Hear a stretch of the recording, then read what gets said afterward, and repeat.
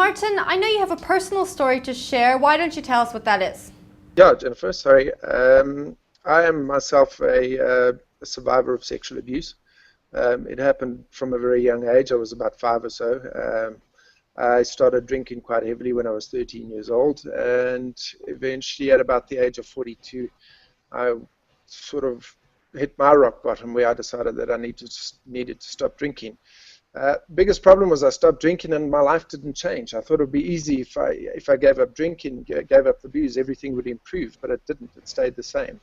So I was just a sober idiot, you know. I wasn't a drunk idiot now. But eventually, it was about 3-4 years later when I realized that the sexual abuse in my childhood had a huge role to play in my drinking and my attitude towards life and all the things that I did. So I was a very broken individual, and I was about 45 when I started dealing with all of the fallout, as I call it, of my sexual abuse.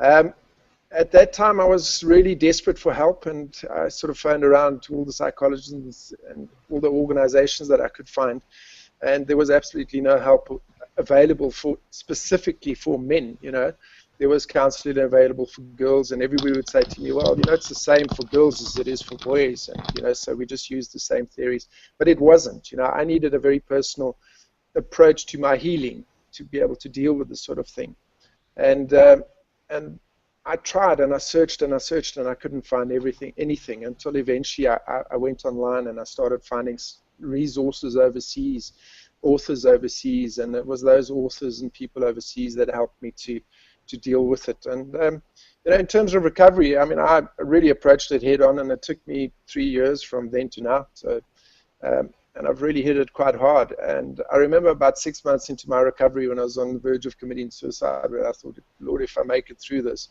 I don't want any other man to have to suffer and go through this sort of thing. I want them to know that there's help available for this thing, you know, because men that have been sexually abused, just nobody talks about it. It doesn't happen. A lot of people say, oh, I didn't know that happens. It does. It happens a lot. We find incidents of boys being sexually abused almost as high as girls in certain areas of the country. So it's not a case. We can't hide our heads in the sand anymore and expect this thing to go away. It's getting worse.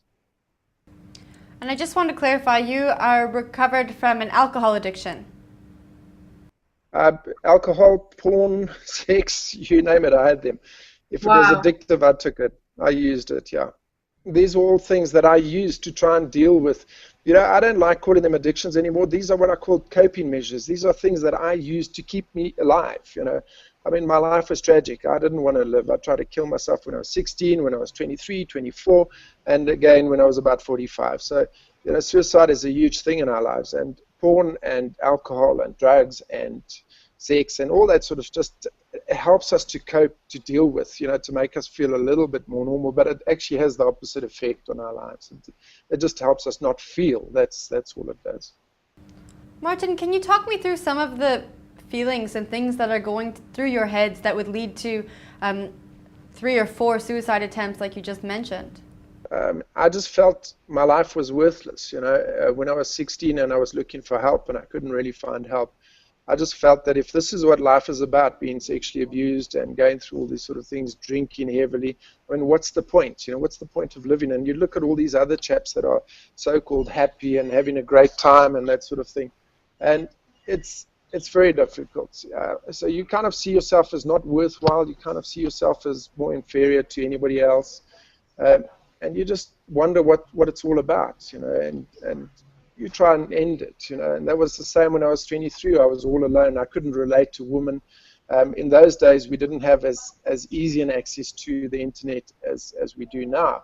So going on the internet and having relationships and surfing porn and all that sort of stuff wasn't as easy back then.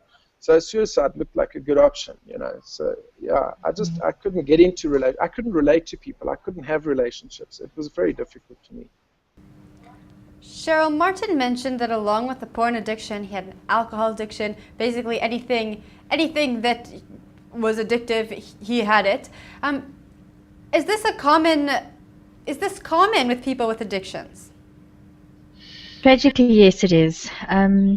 You know, I think, again, I don't like to say which one started first, but Martin made a very, very accurate, appropriate point in saying it's just about numbing the feelings. And whatever works quickly and numbs them the most is the medium they'll use. So maybe they'll start Friday night, they'll hang out with friends and get really intoxicated. Get home, hate themselves, guilt and shame, use porn, take sleeping tablets and go to bed. So it becomes a vicious cycle of trying to cope, self-distracting, but like wanting the silence that has evaded them probably since the age of 5, or whenever the trauma started happening to them. But we very seldom see somebody with just one addiction. We find polyaddictions from drugs, alcohol, porn and gambling, sex and work. It's whatever it's going to take to help me not think or feel quickly and effectively.